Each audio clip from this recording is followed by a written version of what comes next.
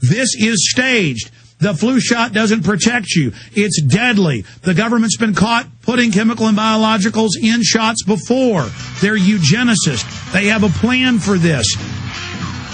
The globalists are trying to take down America. This is real. It's really happening. You've got to stand with the people and spread the word.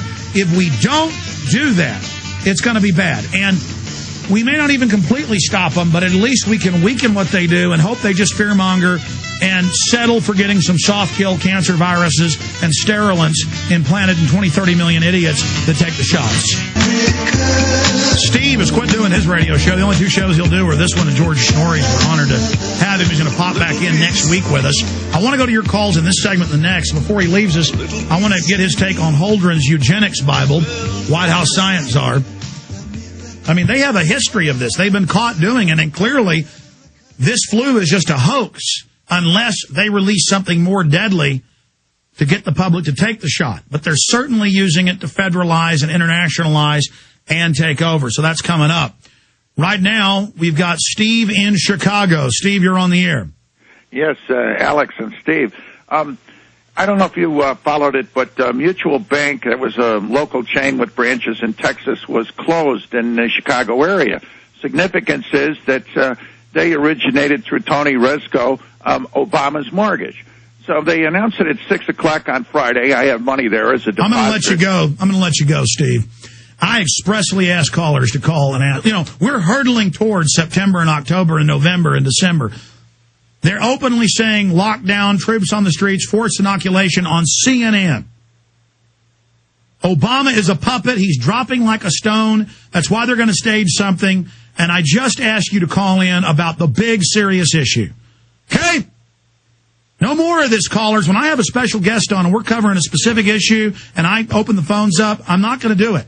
Stan in Missouri, you're on the air. Go ahead. Hello, Steve and Alex.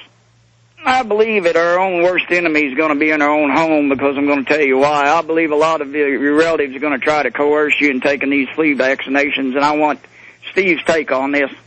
Well, I mean, I believe the literal scripture that says the enemy of a man's life are going to be those of his own household. What happens when a husband won't, a wife will? What happens when the kids can't go to school? Because, and let me make the plea to everyone, do not sacrifice your family or your children or any loved ones for convenience. Get out of the necessity to be where you're not going to be able to be if you don't get the flu shot. Take your life into your own hands. But I agree with you, caller. I've watched it happen too many times, even in my own family with a former son-in-law. Well, they know how to scare people. They know how to create hysteria. They know how to create fear. Thank you, Stan. Great point. And to create that stampeding, that herding the people over the edge of the cliff. That's why before we get into that area, and Steve's right, it's happening now, the fear-mongering, the hype by the enemy. We're saying be scared because we know their shots have been deadly. We know they engineered the swine flu outbreak from the military base with inoculations in 76. I mean, even 60 Minutes admits that. I mean, what we're telling you is a fact. Don't take the shots, folks. I mean, what happens when real flu deaths start by the tens of thousands? They're going to hype it. If they almost had total lockdown over a couple deaths, what's going to happen with thousands, Steve? Well, here's the deal, too, Alex. I don't think people understand that in the chemtrail spraying that's been gone on, which is not BS, it's real, and there are multiple factions incorporating multiple projects within the chemtrail spraying, is that would be the preliminary, if you will, poison to be followed by a secondary or a tertiary injection. People have got to ask yourself, why are they saying that some kids will have to have 4 different shots? I absolutely am appalled, and it's abhorrent to me as a human being that these devils, these monsters, would use children as guinea pigs, and not just your kids or my grandkids, but everybody's kids. And we are not fit to be called human beings, and we are not fit to be called parents if we sit by and do nothing. Now, if the kids are old and they take that against our counsel, then that's in God's hands. But the bottom line is, Alex, this is not just the flu. Here's what I want everyone to start thinking of.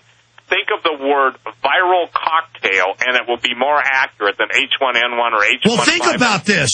They're saying they want to give people all these experimental shots. It's already going on, already killing people, already causing adverse reactions. The Gardasil's killing a bunch of people. They don't care. Bayer's shipping out HIV in shots, killing people. They don't care. Bird flu vaccines, killing people in mass. Mainstream news, the media goes, oh, that's no big deal. That's acceptable losses.